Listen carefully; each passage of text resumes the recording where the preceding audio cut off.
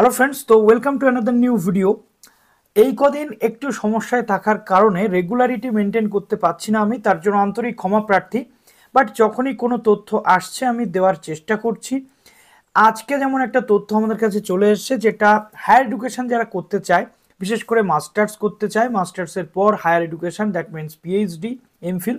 যেহেতু এমফিল এই বছর থেকে সেই অর্থে কোনো ইউনিভার্সিটি করাতে চাইছে না, বাট পিএইচডি কিন্তু ম্যান্ডেটরি আপাতত নয় অ্যাসিস্ট্যান্ট প্রফেসরের ক্ষেত্রে, তথাপি পিএইচডি করে রাখাটা কিন্তু প্রয়োজন, কেননা পিএইচডির জন্য একাডেমিক স্তরে একটা নতুন মার্কস যুক্ত হয় এবং পিএইচডি অবশ্যই স্টেট অ্যাডেড যে সমস্ত ফান্ড থাকে, স্কলারশিপ ফেলোশিপ থাকে, তার মাধ্যমে করা যায়। তো অনেকে স্কলারশিপ পেয়ে পিএইচডি করতে চায় বা ফেলোশিপ পেয়ে পিএইচডি করতে চায়, তাদের জন্য আপাতত সুখবর রয়েছে, যেটা পিএইচডি অ্যাডমিশন চলছে, শুরু হচ্ছে আর কি। তো যারা নতুন আছেন এই চ্যানেলে, অবশ্যই চ্যানেলটিকে সাবস্ক্রাইব করে পাশে বেল আইকনটি ক্লিক করে দেবেন, যাতে সমস্ত তথ্যগুলো আপনার টাইম টু টাইম এখান থেকে পেয়ে যান। তো প্রথমত বর্ধমান ইউনিভার্সিটিতে পিএইচডি নোটিফিকেশন কিন্তু চলে এসছে। আমরা দেখে নেব আর্টস সায়েন্স বিভাগের যে পিএইচডি নোটিফিকেশন সেটা। তো যারা পিজি করছেন তাদের নিশ্চয়ই টার্গেট থাকবে পিএইচডি করার। ফার্স্ট স্টেপে 250 টাকা দিয়ে কিন্তু ফর্ম ফিল আপ করতে হবে। এই যে এসবিআই কালেক্টে কিন্তু এখানে ফর্ম ফিল আপ করে টাকা জমা করতে হবে। কবে থেকে শুরু হচ্ছে ফর্ম ফিল আপ? 15/3/2023 থেকে শুরু হয়ে গেছে, 30/3 পর্যন্ত ফর্ম ফিল আপ কিন্তু লাস্ট ডেট রয়েছে, এবং স্টেট ফান্ডেড ফেলোশিপও কিন্তু পাওয়া যাবে এখানে অ্যাডমিশন নিলে। এখানে আর্টস, সায়েন্স, কমার্স এবং ল প্রত্যেকটা যে বিষয় রয়েছে সেখানে কিন্তু এখানে করা যাবে পিএইচডি। তো এই সমস্ত বিষয়গুলো রয়েছে। এবার আমরা দেখে নেব, এখানে ওয়েবসাইট রয়েছে, হোয়াটসঅ্যাপ রয়েছে, টেলিগ্রাম রয়েছে। তার পাশাপাশি আমরা এখানে দেখে নেব এলিজিবিলিটি ক্রাইটেরিয়া কী কী রয়েছে। পিএইচডি প্রোগ্রামের জন্য আমরা জানি যে পিজিতে কিন্তু 55% মার্কস দরকার হয় পিএইচডি করার জন্য। তো 55% মার্কস পিএইচডি করার জন্য দরকার হয় মাস্টার্সে। যে কোনো ইউনিভার্সিটি থেকে পড়াশোনা করলে এখানে আবেদন করা যায়, ইউজিসি রেকগনাইজড ইউনিভার্সিটি। বলা হয়েছে সাবজেক্ট কনসার্নড এবং allied or relevant subject. That means আমরা যদি দেখি অ্যালাইড সাবজেক্ট বা রেলিভেন্ট সাবজেক্ট কি হতে পারে। প্রথমত পিএইচডির ক্ষেত্রে ধরো তুমি হিস্ট্রিতে মাস্টার্স করেছো, বা ধরো তুমি বেঙ্গলিতে মাস্টার্স করেছো, বা ধরো তুমি পল সায়েন্সে মাস্টার্স করেছো, তুমি ডাইরেক্ট সেই সাবজেক্টে পিএইচডির জন্য তো আবেদন করতে পারছো। তার পাশাপাশি রিলিভেন্ট সাবজেক্ট বলতে কি বোঝাচ্ছে? রিলিভেন্ট সাবজেক্ট বলতে আমরা এখানে দেখতে পারি যে যদি কেউ ধরো পল সায়েন্সে মাস্টার্স করেছে বা পল সায়েন্সে গ্রাজুয়েশন করেছে, ঠিক আছে, সে এখন চাইছে এখানে পাবলিক অ্যাডমিনিস্ট্রেশন বা ইন্টারন্যাশনাল রিলেশনশিপের ওপরে যে পেপারগুলো থাকে তাতে মাস্টার্স করবে, তাহলে পিএইচডির জন্য সে কিন্তু রিলিভেন্ট সাবজেক্ট হিসেবে ইন্টারন্যাশনাল রিলেশনশিপটা নিতে পারে, কোনো প্রবলেম নেই।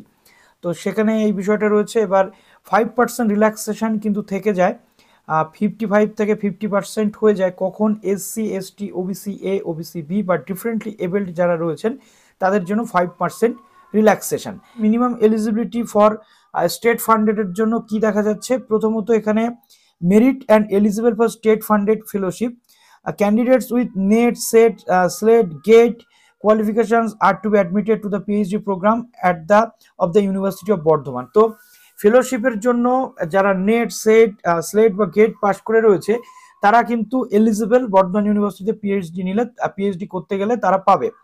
এবার পিএইচডির জন্য দুটো প্রসেস হয়, একটা রিটেন টেস্ট, ঠিক আছে, একটা রিটেন এন্ট্রান্স টেস্ট, আর একটা exemption from written entrance test. কারা রিটেন এন্ট্রান্স টেস্ট দেবে সেটা ক্লিয়ার করি। রিটেন এন্ট্রান্স টেস্ট হবে যে সমস্ত ক্যান্ডিডেটদের নেট, স্লেট, সেট, গেট এগুলো নেই, তারা এন্ট্রান্সের মাধ্যমে ভর্তি হবে, তাদের একটা রিটেন টেস্ট হবে, পরবর্তীতে ভাইবা ভোগ হয়। বা বলে দিচ্ছি কি হয়, 100 মার্কের টেস্ট হবে, 50টা কোশ্চেন, 2 মার্কস করে মাল্টিপল চয়েস কোশ্চেন এখানে থাকে। মডেল ওএমআর শিট থেকে শুরু করে এভরিথিং এগুলো কিন্তু ওয়েবসাইটে পাওয়া যায়। এবার কি বলা হচ্ছে, each candidate has to secure minimum qualifying marks of 50%, অর্থাৎ 50% মার্কস পেলে তবেই তাদেরকে ফাইনাল ভাইবা ভোকে ডাকা হয়। তা syllabus of entrance test shall cover 2 section, ঠিক আছে, একটা রিসার্চ মেথোডোলজি আর একটা হচ্ছে specific subject with 25 questions each from the 2 section. অর্থাৎ দুটো সেকশন হবে, একটা হচ্ছে রিসার্চ মেথোডোলজি আর একটা হবে কি স্পেসিফিক সাবজেক্ট, অর্থাৎ হিস্ট্রি, বাংলা, নিজের নিজের সাবজেক্ট থেকে প্রশ্ন হবে দুটো সেকশনে, একটাতে হবে 25 নাম্বার, এখান থেকে হবে 25।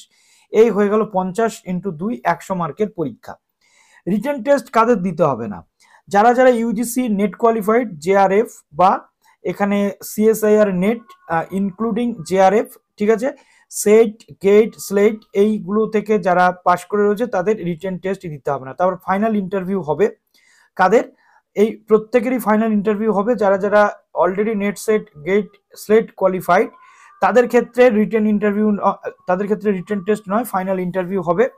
এবং যারা যারা শুধুমাত্র মাস্টার্স করে রয়েছে তাদের একটা রিটেন টেস্ট তারপরে ইন্টারভিউ দিতে হবে।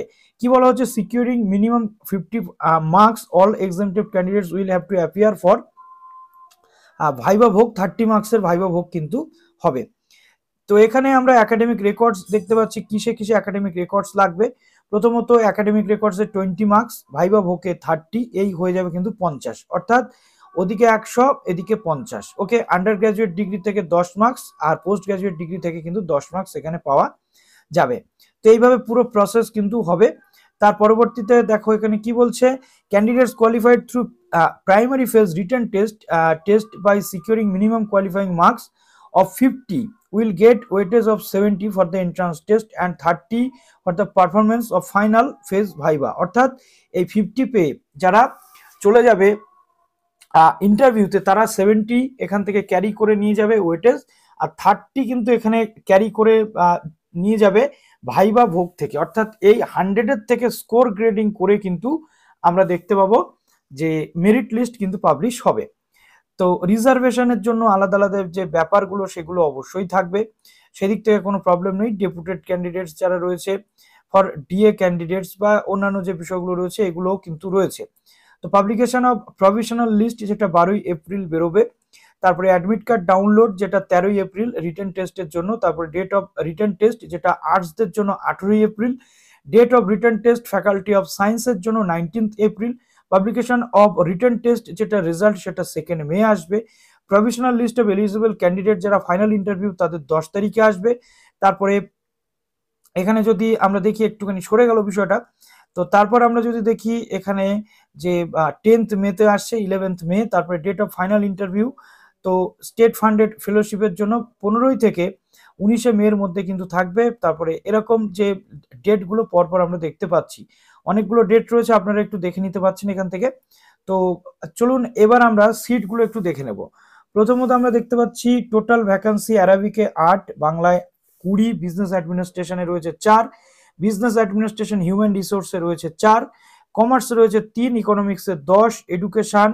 তারপরে পরপর সাবজেক্টগুলো এখানে আমরা দেখতে পাচ্ছি, এই সাবজেক্টগুলোতে কিন্তু একটা এরকমই থাকে সিট আর কি। তারপরে স্টেট ফান্ডেড ফেলোশিপ যেটা, সেখানে সাবজেক্ট ওয়াইজ ভ্যাকান্সির মধ্যে এইগুলো রয়েছে। এবার সবাই যে ফেলোশিপ পাবে এমনটা নয়, সবাই ফেলোশিপ পায়ও না। তো এইভাবে পুরো প্রসেসটা আপনাদেরকে করতে হচ্ছে। এবার আমরা চলে যাচ্ছি বর্ধমান ইউনিভার্সিটির যে অফিসিয়াল ওয়েবসাইট রয়েছে, তো একদম নিচে চলে আসছেন। নিচে চলে আসার পর দেখুন এখানে অ্যাডমিশন সেকশনে এইখানে আপনারা পাবেন না, জাস্ট আরো নিচে আপনাদেরকে আসতে হচ্ছে। দেখুন এবার চলে আসছে এই যে পিএইচডি অ্যাডমিশন যে একাডেমিক অ্যাফেয়ার্স ফেলোশিপ, তো এইখানে দেখুন পরপর রয়েছে PhD admission 2022, get your application form in টেলিগ্রামে আপনি পেয়ে যেতে পারেন বর্ধমান ইউনিভার্সিটির যে টেলিগ্রাম গ্রুপ রয়েছে সেখান থেকে, বা এখানে আপনাদেরকে প্রোভাইড করতে হবে এবিসি আইডি, ঠিক আছে। তারপরে গেট ইউর অ্যাপ্লিকেশন ফর্ম হোয়াটসঅ্যাপেও কিন্তু পাওয়া যেতে পারে। পিএইচডি অ্যাডমিশন যেটা রয়েছে প্রিন্ট অ্যাডমিশন ফর্ম যেটা, সেটা এখানে রয়েছে। তো এগুলো আপনাদেরকে একটু দেখে নিতে হবে। তো চলুন ভিডিওটা এখানে শেষ করলাম, ভালো থাকবেন সবাই, বেস্ট অফ লাক।